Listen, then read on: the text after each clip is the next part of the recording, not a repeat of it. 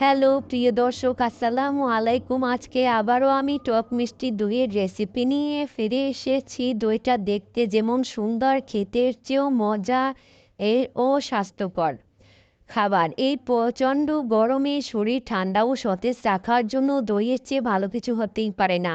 কথা না বাড়িয়ে চলে যাচ্ছি মূল রান্নায়। এখানে 1 লিটার দুধ নিয়ে নিয়েছি।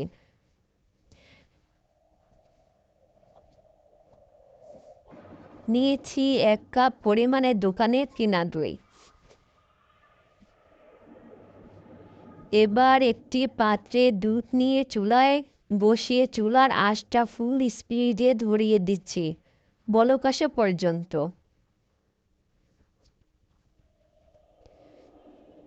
বলক আসার পর লো ফ্লেম করে বেশ কিছু সময় জাল করে নিয়েছি। দুধটা ঘন করার জন্য।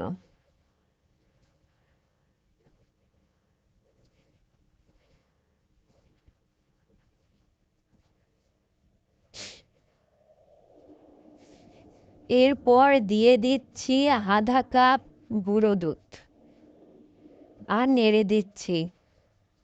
দুধটা জানি জমাট বেঁধে না যায়।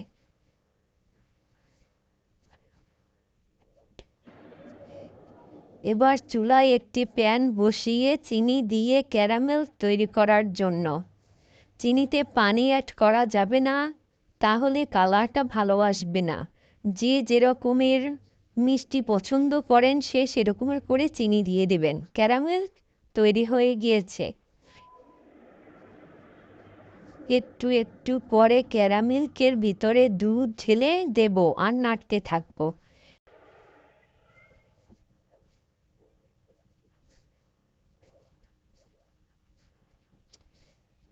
এবার দুধটা ফুটিয়ে নেব।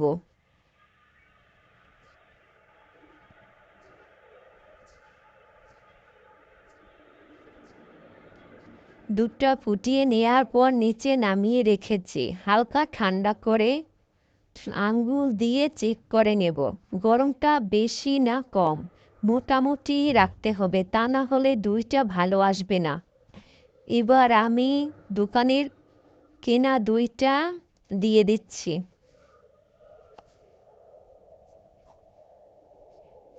দিয়ে লাড়া দিয়ে দিচ্ছি।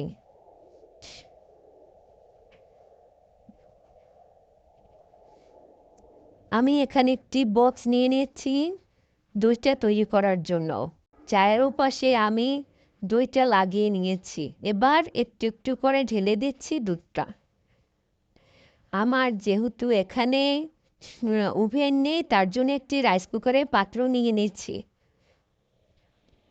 দইয়ের পাত্রটা আমি রাইস কুকারের ভিতরে রেখে গরম কাপড় দিয়ে ঢেকে দিচ্ছি।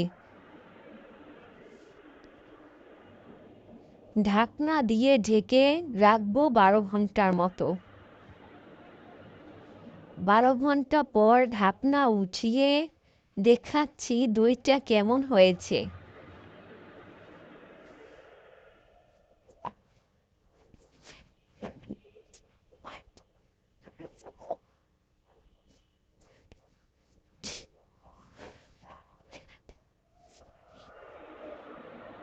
এবার পাত্রটা খুলে দেখাচ্ছি আপনাদের দইটা কেমন হয়েছে।